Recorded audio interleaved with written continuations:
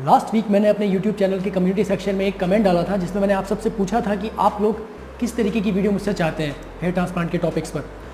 तो मैंने नोटिस किया उनको और ज़्यादातर मैंने देखा कि क्राउन एरिया के बारे में लोग बहुत सारे सवाल पूछ रहे हैं। तो आज इस वीडियो में मैं आपको क्राउन एरिया के बारे में बताऊंगा भी और अपना क्राउन एरिया दिखाऊंगा भी। तो अगर आप जानना चाहते हैं तो देखते रहिए पूरा वीडियो।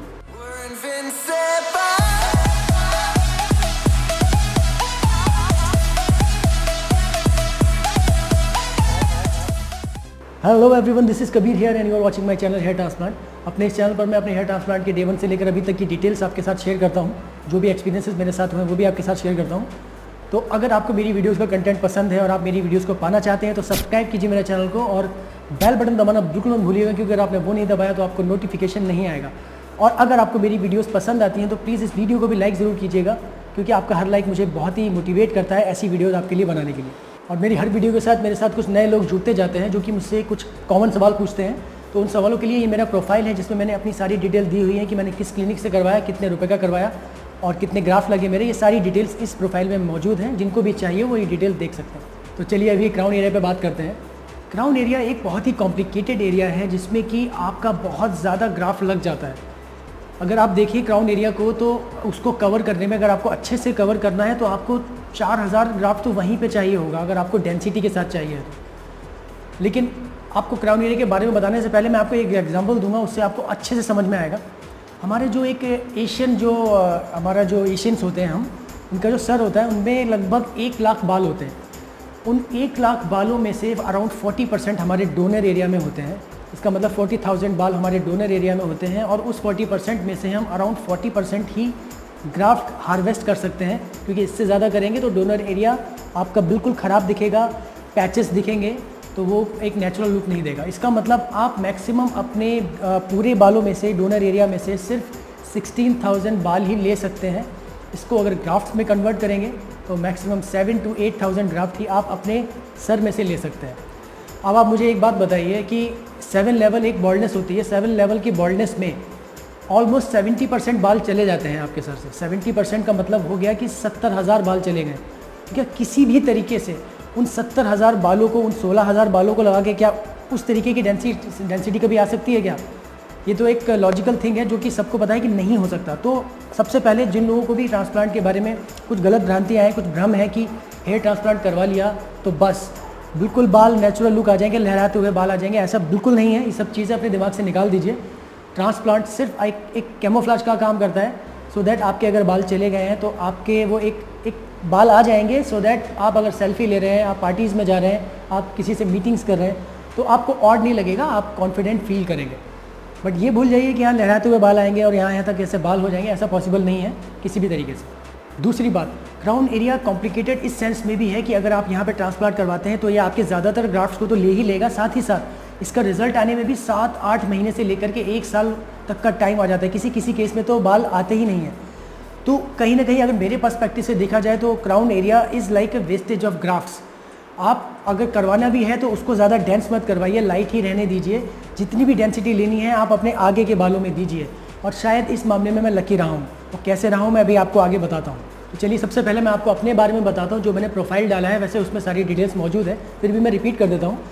मेरे टोटल 4,500 ग्राफ्ट्स लगने थे मेरे ट्रांसप्लांट में, हेयर ट्रांसप्लांट में।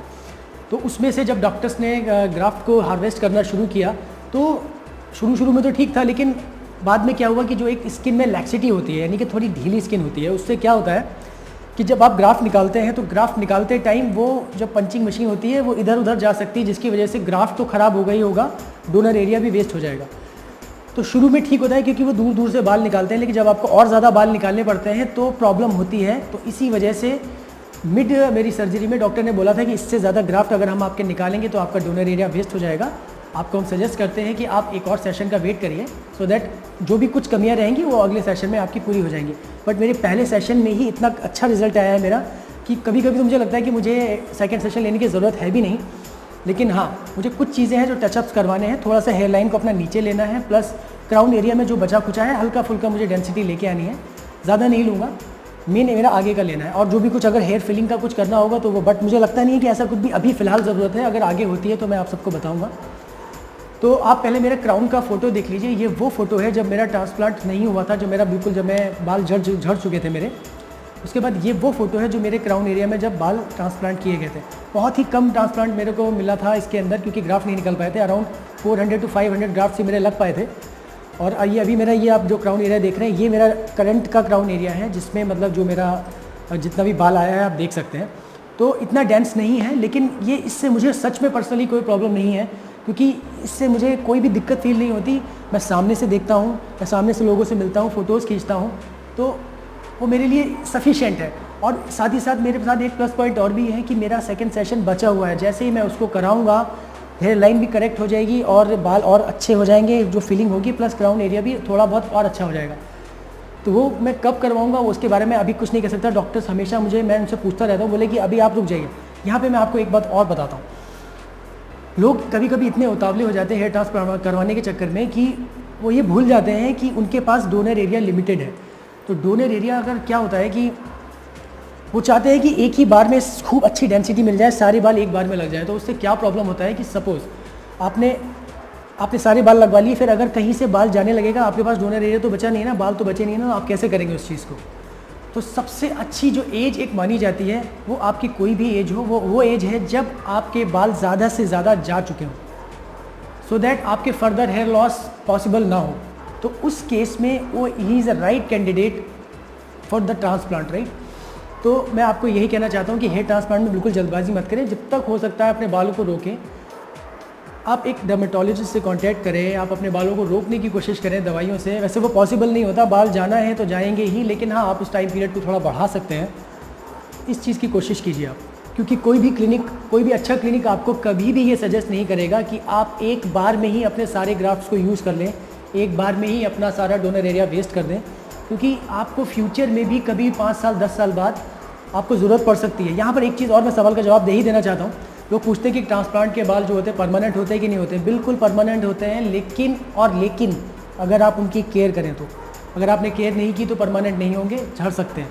केयर आपको ऐसा नहीं करना है कि बहुत ज़्यादा केयर करना है, बट आप ये अगर आप सोचते हैं कि हाँ ट्रांसप्लांट करवा लिया और सब कुछ खत्म हो गया, फिर कुछ भी करो सब चलता है, ऐसा कुछ नहीं है। आपको अपनी लाइफस्टाइल को सही रखना होगा, आपको अपनी डाइट को ठीक रखना होगा, आपको अपने बालों की केयर भी करनी होगी। आपको जो डॉक्टर मेडिसिन रिकमेंड करते हैं और जो एडवाइस देते हैं, आपको उसको फॉलो करना होगा, तो आपके ट्रांसप्लांट का रिजल्ट परमानेंट रहेगा और अच्छा रहेगा। तो ओवरऑल बात यह है कि मेरा सेकंड सेशन अभी बाकी है और मैं अपने फर्स्ट सेशन के हेयर ट्रांसप्लांट से ही बहुत सेटिस्फाइड हूँ। सेकंड सेशन कब लूँगा मैं आपको बता दूँगा।